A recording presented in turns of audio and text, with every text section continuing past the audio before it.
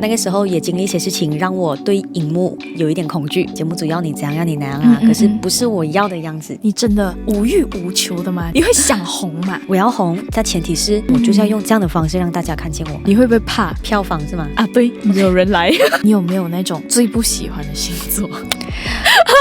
最不喜欢的星座最不喜欢的，不然乱得罪人大家都很麻烦。嗨，开来看看，追礼不关枪，这什么来着？开！请直奔录音室，有任务等着你。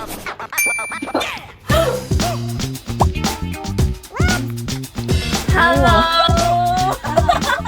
我让真是很怕。对对，请坐，请坐。我要吃糖果。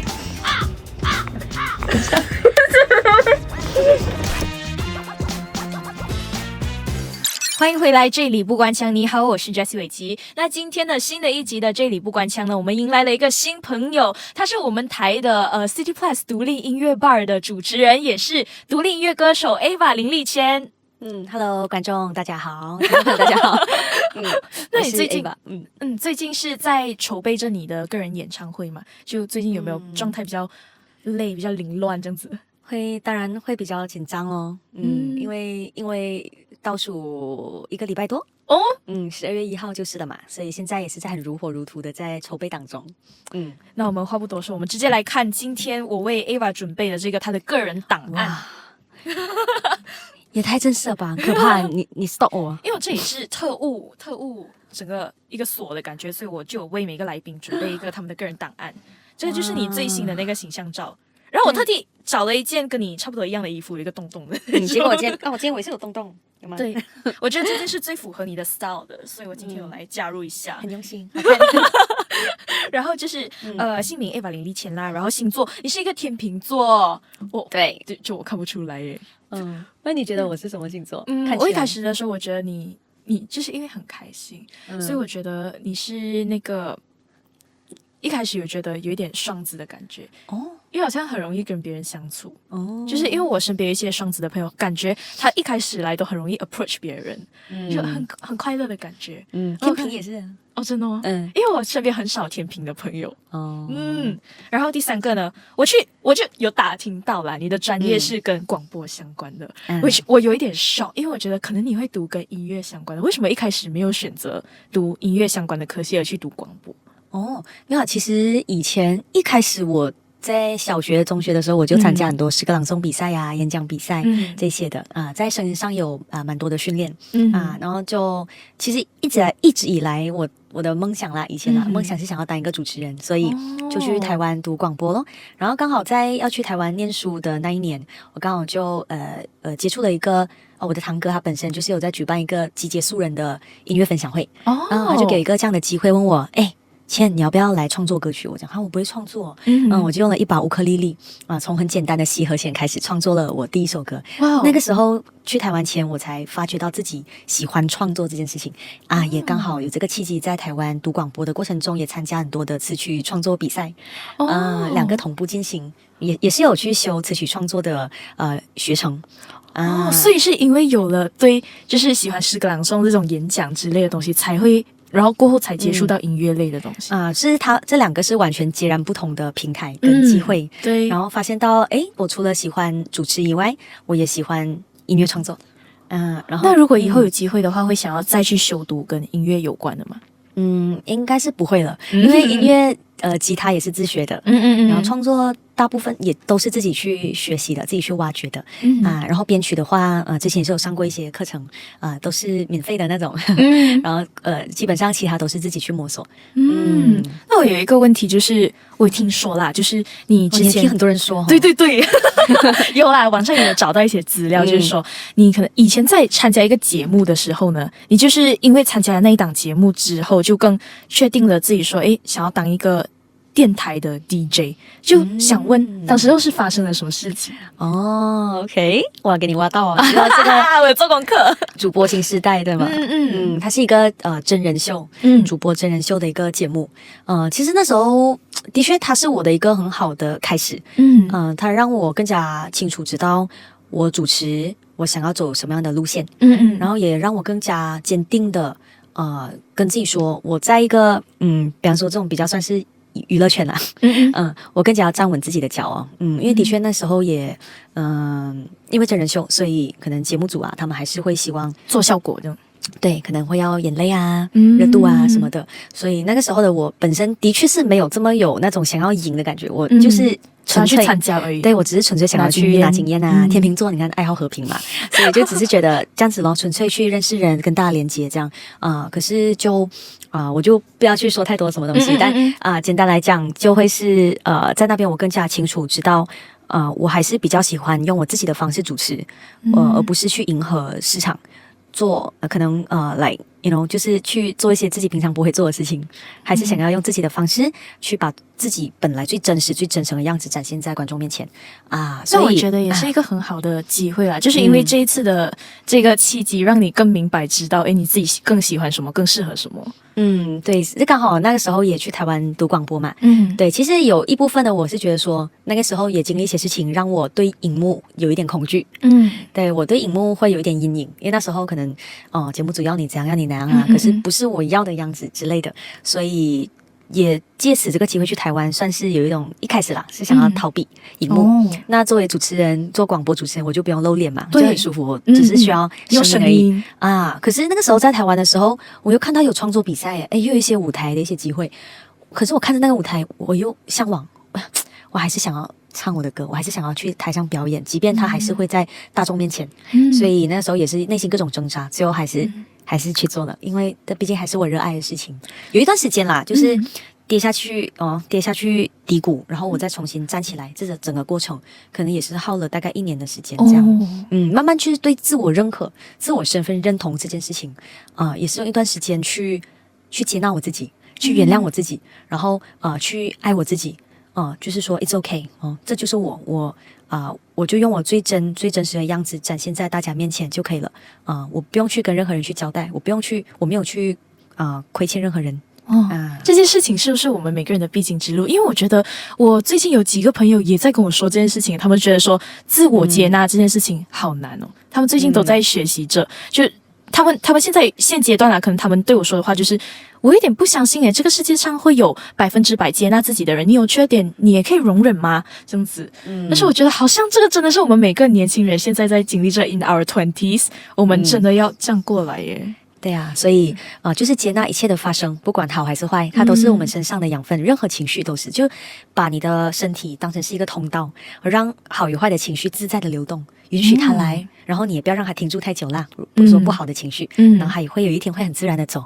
这样就是接纳了过后，你就会爱你所有一切，爱一切万物这样子。突然想到一件事情就是你之后去了台湾留学嘛，但是台湾跟独立音乐，它算是一个独立音乐的非常发展蓬勃的一个地方为什么你当时没有选择继续留在台湾？对，这是一个很有趣的问题。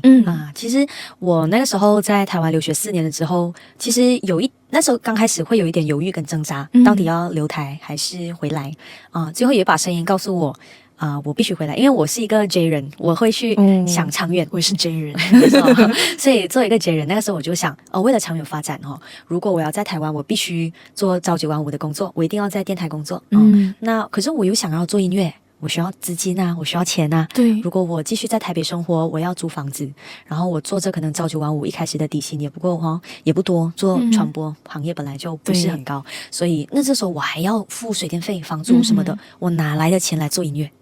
如果我租房子，租一个雅房一个小空间，那我跟人家共用的话share 那个空间，那我录歌什么的会影响到别人而且楼下可能他们有夜市早市也很吵对，如果我要粘隔音棉各种那种录音的装备的话，租房子又不能乱粘，对，所以各种啦，所以我就发现到回来自己的地方，对，回来自己地方，我有一个舒服的空间那我可以自己自由的去装备，去搭建一个自己的工作室，所以现在我就有了一个自己的音乐工作室我在这个地方I can do anything I want 所以当然这个是其中一个部分啦。第二个原因当然还是因为这是我的家，这是我的根我来自哪里，我往哪里来，我往哪里去，而且家人也在这里家人也是其中一个，也不想要离家人太远，对，所以在这边我觉得作为一个独立创作歌手，我觉得一件事情很重要是你要知道你的根在哪里。那你写的歌通常是来自于你生活中的故事，那也不能忘本跟这个地方它日常生活中自然就有很多的故事值得我们去探索来自马来西亚，那我觉得这是我本土的骄傲，我必须去延续这样的精神所以作为民谣歌手，我觉得用民谣的方式去说故事，说我在地，我当下我所见所闻，我把它写出来那因为毕竟台湾是我的第二个家，它还不是我最原始的归属感一半而已，对，当然我还是爱台湾的，一半而已，一半的 half 对，最主要还是马来西亚，这样咯OK。然后下一栏呢，我们来到第一印象，因为其实 Ava 是我们台的一个节目叫独立音乐 bar 的主持人，然后我们之前在台里面也遇到过，但是我是一个矮人，所以我不太敢上前搭讪，但是就远远看过 Ava 几次，然后我就觉得 Ava 给我的第一印象就是一个温柔的姐姐，就每天很爱笑，然后跟大家打招呼的嗨这样子，然后而且我也觉得你的个人特色很强烈，就是可能很多我身边的女生她们就会说女生就是我不要有标签，就是今天我可以换任何的造型任何的风格这样子，但是 Ava 的个人特色就是她的风格真的就是我不知道怎样形容你的风格那就好像今天的穿搭，我觉得 Ava 的风格就是很大自然很 raw 然后很有点 cottage 的感觉很喜欢我很喜欢这样的布料就是我们好像棉麻还是亚麻布料这种，因为我觉得最主要是舒服我觉得在穿搭这一块我很讲求舒服这两个字我觉得舒服然后还有就是我很喜欢这种很不完棉的东西我觉得很接地气，然后它也可以体现我喜欢大自然这件事情，对因为你很喜欢大自然嘛，然后你的歌曲也很多从大自然里面拿到灵感然后你有一首歌就是以法语命名的那一首歌曲怎么念Owe la lune OK 就是月亮在哪里，对然后你就以月亮写了一首歌我就在我的印象里面，就是说音乐人写歌的时候，可能你会大多数人啦，可能就会联想到感情或者是跟人，就是可能你看到月亮的时候，可能我想到某一个场景，我想到某一个人，会有某个情感，但是你大多数都是以大自然为发想，就是你怎么，就是你跟大自然有某种 connection 呢？对，我觉得应该是说，因为在台湾生活的那段期间，我们要学会独立嘛，很常就是要自己跟自己独处，所以每次去大学的路上，我就会很自然的，就是抬头看，然后抬头看，就看到月亮，这样就是走到哪里，月亮都一直跟到哪里。当然，我觉得这个最深刻的印象，当然还是有一次就跟朋友一班朋友我们去环岛。我们去环岛，然后我们就一起骑机车摩托咯骑机车环岛然后我不是骑啦，我没有 license， 我坐车后座朋友在人在骑坐在机车上的环岛的路上呢，我们就看到海平面上通常大家看到的是太阳下山对吗我看到的是那个月亮它慢慢的升起所以那个画面我们环了整个绿岛只有12公里而已，它就那么小，环了一圈月亮还在就是你但这个概念就是说即便全世界的人都离我们而去，但是月亮它一直都在所以它就像是我的一个信念这样子啦当我们焦虑当我们紧张还是感到压力的时候，还是很 lost 的时候这个时候我就抬头看月亮，你看月亮它也不高调，它很低调很优雅的在发着光所以我们每个人都有自己的轨道那我们就用自己的方式发光，终有一天呢那个抬头的人他一定会看到你这样好浪漫很有诗意所以月亮你看它很多故事可以说，所以你看我还特地刺真的很喜欢月亮你对，我还亲刺一个月亮在这边Oh my god 它就是一个我的人生信念这样子。我在想你的 MBTI 的第3个字母是不是 F？ 对哇厉害不是我好贴我看到月亮的话就月亮你知道踢人月亮然后我爸爸就说月亮不是那个回教月亮就是我不是在瑞士还是什么，我的意思是说爸爸是水瓶座吗？好怪是真的他就是水瓶座好怪很厉害，因为我身边很多水瓶座然后他们就会每次蹦出一些很莫名其妙的话你不懂对然后另外一个呢就是因为我也有看到你刚刚去了沙巴去爬山哦，对今年4月，对，然后我就因为在我当时候也是比较接近的一个时期，我也去了沙巴，同一个地方昆达山那里啊，然后我就看到我们两个的旅游路线是截然不同的。你去爬隔壁的那个 Mount KK，然后我在 Mount KK 的山脚下住民宿，好轻松，好惬意哦。对，然后我就想，我是那种绝对不会去爬山的人，我是 City Girl，然后我就是会去欣赏风景，呼吸新鲜空气，然后就回去了。然后我的话，如果我对大自然的喜爱的话，可能我就是。因为我是个 I 人嘛，然后每天回家的时候要有一个充电的时间。我每天很喜欢开着那个火在烧的那个画面，在发呆。但是我充电的方式，然后或者是我喜欢听那种海浪声，或者是那种树林里面的声音。但是如果你要我到现实生活中去的话，我不行我要回家。是哦，真的，反正是在一个舒服的房间里面听着这样的音乐。对，所以我看到你的 IG 的时候，我想天哪，我们两个一定是完全截然不同的人。你好爱去那种户外活动啊，爬山啊之类的。对。然后你接下来的话，如果除了沙巴的话，你接下来还有什么很想要去的地方吗？其实爬山这件事情我也不是一个真的是很频密跟朋友很常去爬山的人。我平常日常生活中也是很懒的。我喜欢去大自然，就是去放松。如果说是去运动、去流汗这种，有时候还需要有人拉我一起。我是要有朋友一起的才会。对，很懒但是如果下一次爬山的旅程应该是明年。我们就是我们那一班啦，就是登山的朋友，登山gang 我们可能是去沙拉瓦米瑞的一座山，我忘记叫什么名字，总之它就是有很多尖角这样的。对，那个是沙拉瓦很出名的一座山或者是去印尼印尼的那个Mount 火山Rinjani 还蛮难爬的，所以不过人生啦，只有这么一次，所以还是会敢挑战。好，看你 IG 就好。然后接下来的就是呢，之后发现，因为有第一印象了嘛，然后我之后发现呢，看了你的东西之后，发现到你是一个很坚持在做自己热爱的事情的人。因为我身边太多3分钟热度的人了，可能今天说我想要学个乐器还是什么，3个月后，你乐器学的怎么样？没有我已经学打球了。所以我就觉得，我身边好多3分钟热度的人，然后难得就是看到一个坚持了那么多年，一直在做自己喜欢、热爱的事情的一个人。其实不容易啊。在坚持做自己热爱的路上，肯定会有一段时期是不断的在摸索不同的事情。我也是有这样子走过来，就是同时喜欢好几样东西，然后当然在这过程中，我选出一个我自己最热爱的，我就问我自己咯，我前3名是什么？那一生就是做好那么这最重要的这几件事情，我觉得是就足够了。所以能够坚持是一件很帅的事情，很酷的事情。所以我觉得创作是我的第一名。现在那么多身份来说，创作肯定。然后第二是占星。第二是占星。我这里也有写到因为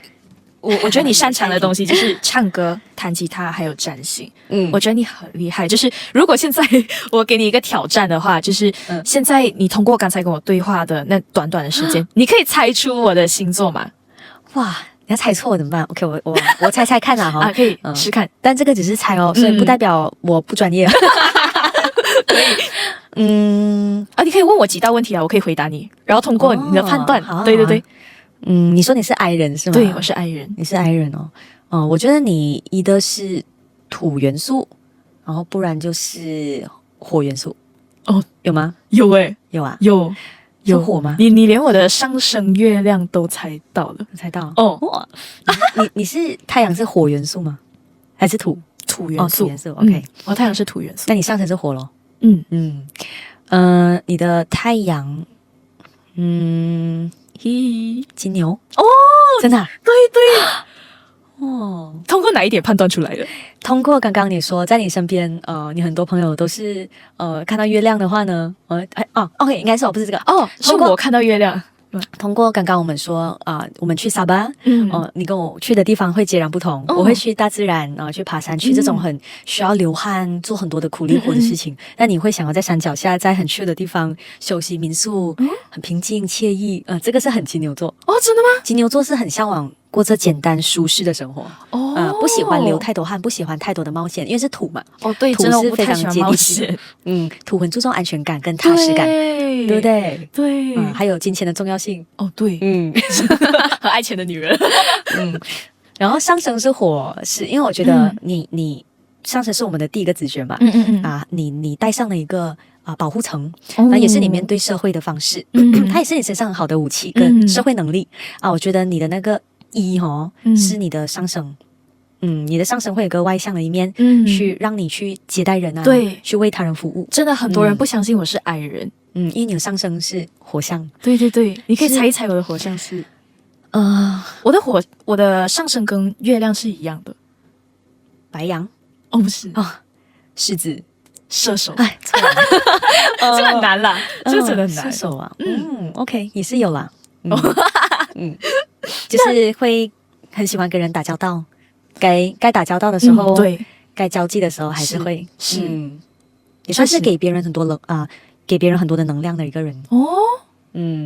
第一次这样听说因为平时我都是在默默的听别人说话的人。因为我是一个不太会给情绪价值的人，但是我朋友还是很愿意来找我诉苦之类的。可能我就是借了他们一把耳朵吧，但是我没有给他们任何反馈啦，因为我不太会说安慰人的话。对，所以我就比较实际，对，金牛座给比较实际的建议，是吗？他们就会觉得你不要在这种时候说这样的话。对，我都是给解决方案这种，但是他们就会觉得你等一下，等一下，你等我情绪过后你再来。所以我就会借他们一把耳朵。那就是之后我就是发现了，你刚才就有说到这个你喜欢坚持做自己事情的这边嘛。就是现在其实很多年轻人有烦恼一个问题，就是刚刚出来找工作的话呢，我应该要选我喜欢但是薪资不高的，还是薪资高但是我不喜欢的？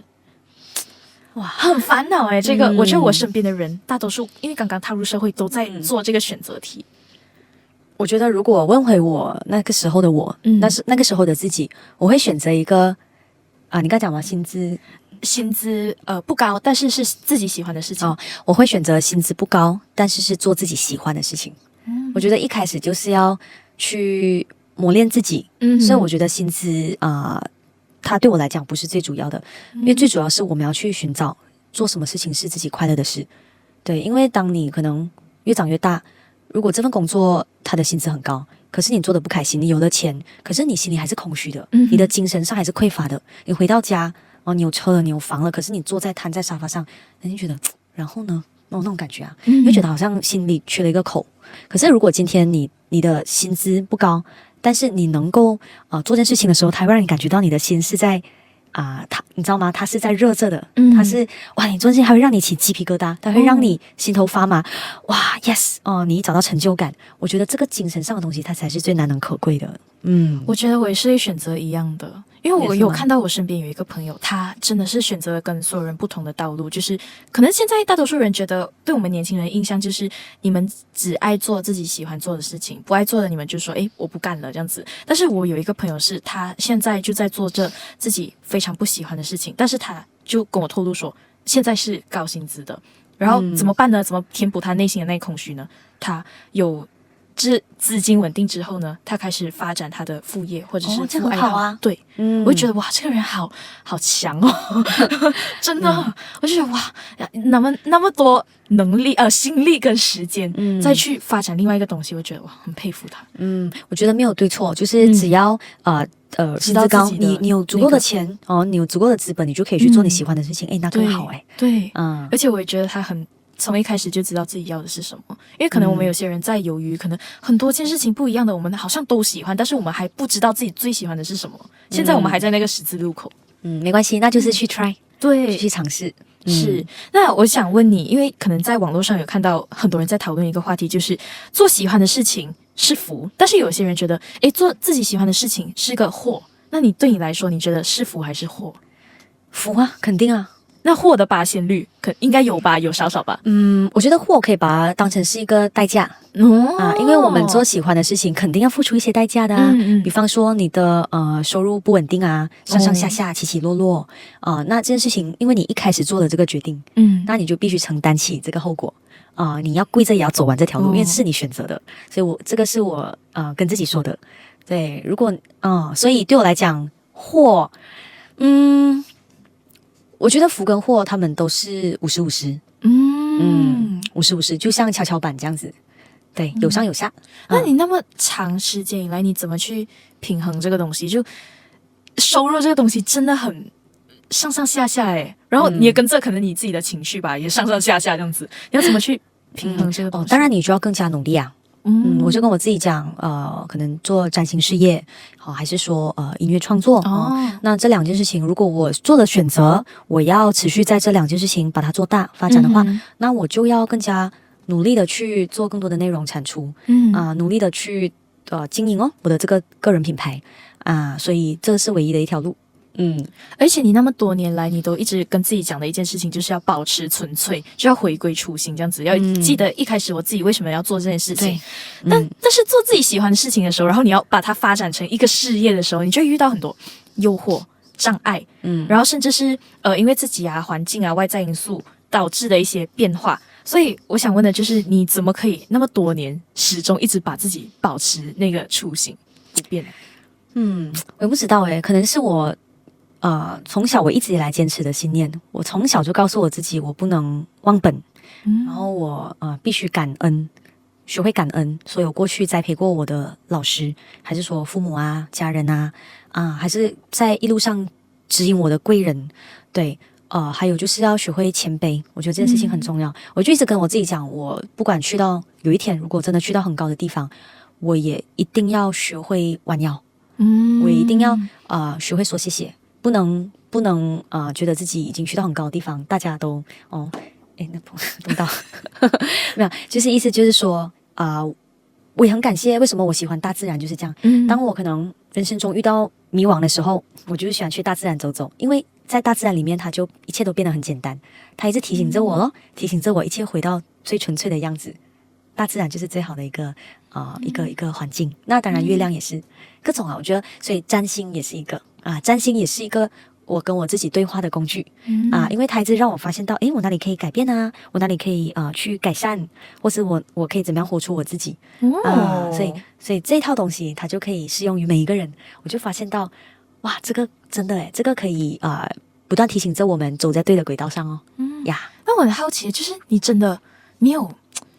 无欲无求的吗？你会想红吗？就是因为做创作歌手而且你还选择了那么一个非常小众的一个赛道民谣你会有那个想红的OK， 我觉得现实来讲，当然每个歌手都想红这是肯定的但是在红的前提下，我要怎样红我要做什么东西来红。如果今天我是要做做内容来娱乐大家可是那个不是我的话那这不是我要的如果你讲今天像比方说一个搞笑的 YouTuber 瓦比贡还是 Elena 他们做得很成功因为这就是他们的定位，他们用这样的方式来红这是他们的潜能但是如果要我这样子去做这种他让我不舒服这不是我因为这不是我擅长的所以我要红在前提是即便这东西很小众，我做的是独立音乐但我就是要用这样的方式让大家看见我因为这是我说故事的方式，这是我一直秉持着的，我想要真诚的用我的音乐去打动人所以来的人，来关注我的人来 visit 我的人我很感恩，因为这是缘分，因为他们愿意欣赏，懂得欣赏我所创作的民谣音乐。这样说到这里，这样你会不会怕？因为你最近要这个演唱会了你会不会怕票房是吗？对，没有人来你会怕吗？肯定的，还是会怕说票房会不会不理想还是什么的。但这过程中也很感恩有一些前辈还是音乐朋友他们就跟我讲你告诉自己你能做多少就是做多少你尽力而为你尽全力的去推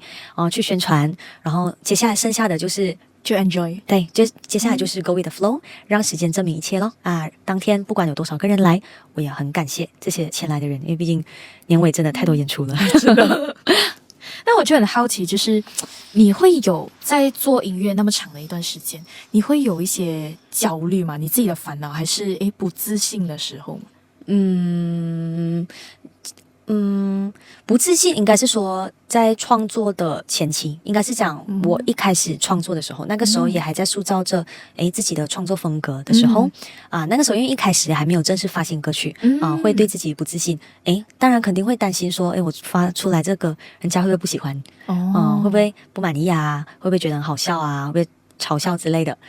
可是当然那个时候就跟我自己讲做就对了不要想这么多对，然后来到现在已经也出了在数位平台上面也发行了有10多首歌曲那已经变成是一个很平常的事情了。当我按下那个上传那一刻我是很平常心的就是已经不会再去想哇你这样子人家喜欢还是不喜欢，不会，因为我不会去想着这首歌能不能够给我带来流量，我不是这么想而是说这首歌它是不是我想要传达的精神，它就是我想要传达的一个灵魂如果有的话这是我满意的，是符合我内心所想的，然后这件事情我有让我感觉到共鸣，有让我感觉到鸡皮疙瘩我本人会有这样感觉，那我相信观众也会如果有OK 那我就上传，我就没有想这么多这首歌会不会爆红还是流量，我比较偏向的是说它有没有符合我内心所想所以你不会现在你上传歌曲的时候你也就那么 OK 就这样子吧，因为我已经做到我想要做的东西，就不会有任何的数据焦虑你会去刷吗？看多少点击率了这样当然会检查，当然会看一下怎么样这首歌的成绩什么的，当然那个是其次啦对我来说那是其次如果说这件事情我传达出去了，然后能够得到很多人的回响有人帮我分享触及还不错那我会很开心对。但是如果你发歌的时候这个成绩好像不如你自己预期的好像比预期来的更低的，这时候你会怎么样？这时候如果是以前的我的话，我会觉得当然会失望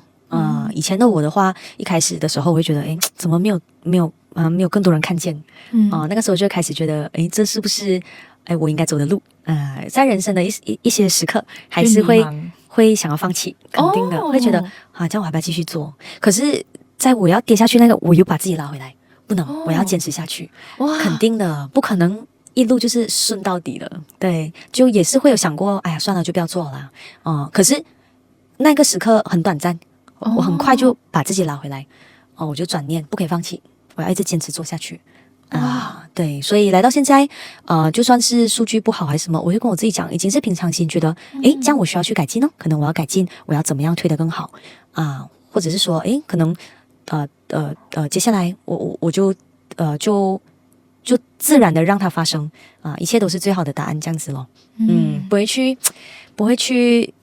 奢求太多但是如果这件事情我已经 I've done my part 然后最后真的还可以赚来更多人看见那这个是 bonus 哇真的很天蝎不天平很天平哇 OK 然后最后呢你擅长的这个派我也写了一个占星嘛我就想问你几时开始学占星呢？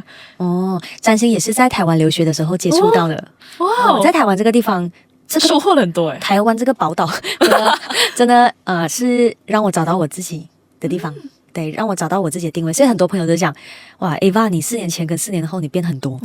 以前的你不是这样的，现在变成另外一个人的确我也很感谢，因为这个才是真正的我对所以占星呢也是在大2的时候接触到的刚好也是有去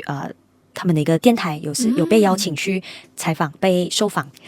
作为一个创作歌手那个时候所以那个 DJ 他就主持完之后他就开盘他就说来立谦给我你的出生日期时间地点他就开始帮我看你太阳是天平上升是双鱼然后月亮是水瓶采访完直接他就开始在聊讲说我是一个怎么样的人我想说哇天哪我们素未谋面耶可是你讲的这么的准确真的那个时候我就开始认识星座命盘我就开始自学我这主持人好多才多艺真的然后就开始帮我同班同学全班朋友算一个算然后就是学习啦可是真正认真开始精专是回来马来西亚之后跟马来西亚的占星老师学习的然后就一直到现在咯那你就是占卜过那么多人有没有一个很印象深刻的个案，是有人在你占卜到一半的时候大哭还是怎样？有不是大哭但是他会流眼泪流泪、讲话哽咽，然后拿 tissue 擦眼泪。因为有一些人可能有的人的原生家庭，还是说他们过去的经历很多的伤痛的真的不容易。所以在这个 session 里面就是去自我疗愈，同时去觉察自己的生命旅程。更了解自己，然后更了解自己的方向，当然也会免不了的会必须去正视一些伤疤所以这个时候就是接伤疤的时候，对，就是让他接纳自己，让他哭，允许一切的情绪流动那我想问一下，你有没有遇过那种不相信星座的人？你怎么样回应他？就是来看盘有啊，有一些比较少数啦，就是有一些来就是来试探的来看这个什么，就是一开始是抱持着一种比较质疑的心态来看，看这个有多准这样，然后一开始就是可能从语气比较平，比较冷淡一点，因为他在试探嘛，他在 judge 对，然后看到最后的时候。可以看着他的那个反应跟语气慢慢的改变，因为我说服他，这样有一些人是这样的，因为我记得我第一次去算塔罗的时候，我在想这东西可不可信啊，这样子，所以当时我觉得，我好像没有透露到太多，但是当时那个老师可以把我一语就可以看穿我的感觉，我会觉得好准这样子，之后就开始相信了不过要 clarify 的是，占卜跟占星是不一样的占卜可能用塔罗牌，他们是另外一种方法，另外一个工具，对。但是占星的话呢，这个的话呢，会更加的，对我来说，我会去学，是因为它是透过天文学，就是星体、行星、星座 ，OK， 他们所落在的星座嘛，然后来跟我们的心理学来进行结合，所以我看到了各种的原因所在，所以让我觉得很踏实、安心，因为有证据在那边，所以我 which is 是可以去 convince 去很具体的去引导对方的一个方式。我也想问就是之前我在网络上有看到，就是12星座变13个星座的那件事情是怎么一回事？那个12星座变13星座，应该是就是有多了一个星座，然后它的日期有变更的那件事情。是真的吗？我没有听过因为我在网络上有看过，然后它就是每个星座的日期好像都变了，然后中间还有加多一个新的星座下去，然后就觉得这事情是不是真的？这件事情在我这边培训当中，我们老师没有，我们这边是没有这样的说法，对，还是以12星座为主。什么星座那个叫？忘记了。其实宇宙万物有不只是12个星座里的其实偏离黄道上、轨道上的是有总共加起来是有200多个星座很多的所以可是刚好在黄道上、轨道上的是这12个星座绕一个圈所以我也想问一个问题，就是你有没有那种最不喜欢的星座？最不喜欢的星座最不喜欢的我心里面有一个啦你说你看我们是不是同一个？我有一点可能需要磨合啦是双鱼双鱼座你呢？如果是讲说星座上真的是需要去磨合的对，我不会说不喜欢需要磨合，我需要磨合需要磨合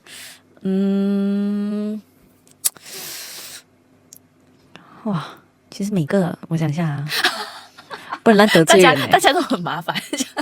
不能让得罪人的但是他也不能概括全部人啦，可能就是我们遇到的那几个，我们会觉得天哪，这个星座好麻烦这样我觉得需要磨合应该是就是比较水象星座的人水象天蝎座跟双鱼座其实这两个为什么？因为他们都是水元素嘛，所以水是代表情感，他们是很重情感、很重情绪的人。对，我爸就是个双鱼座，所以我会觉得我爸有时候讲话有点太不切实际。然后我跟我妈，我是金牛，我妈是摩羯，所以我们两个就我爸就会每天天马行空这样子，我就需要去去 balance 一下，我们两个会拉住他，对平，对，所以目前觉得比较需要磨合的星座是双鱼了，是双鱼、天蝎，对。那到最后的话呢，也请你跟大家宣传一下你的新专辑，还有你即将来临的这个音乐会。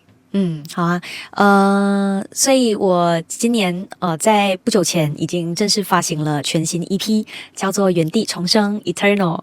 那这张 EP 呢，主要就是讲述的就是我们只要在生活中转念，一切都可以重来。那从紧抓到放手，从紧追到退后，一切都在于一念之间。所以当我们转念了之后呢，那日子继续前行。那就恭喜我们终于在原地重生了，是这样的一个概念。对，然后当然它也是跟占星学的冥王星水瓶座是相互对应的因为冥王星就是代表摧毁重生，所以我把这个元素呢注入在我的创作灵感当中。然后在接下来不久的之后，就是12月1号星期日，也是举办了一场我的一个小小的音乐会叫做我们在原地重生。对，然后地点呢是在 One UP Japan Neuro Event Space。嘉宾呢也是有邀请到了 Soya、许素轩、Jasmine、张清文，还有 Noel、吴诺贝。对，然后我们就是以全乐团的形式呢，去呈现前所未有的融入大自然在其中的民谣作品，献给大家。所以有兴趣的话，欢迎到我的 IG Ava 签那边有附上了购票链接 OneTix， 大家可以在那边购票啦。我们到时见。那祝 Ava 的音乐会可以举办的顺顺利利，然后大家如果有兴趣购票的话，都可以到 Ava 的社交媒体去看一看。然后那今天的这里不关枪呢，我们就到这里结束啦，拜拜，拜拜。到了 mission 时间，我们这里手上有一个任务卡呢，就交到 Ava 的手中，你可以打开来看看是什么呢？不空的，有和我拍一个音乐会倒数 Reels， 对，就是帮你宣传一下你的音乐会，让大家多多去支持 Ava 的音乐会。嗨，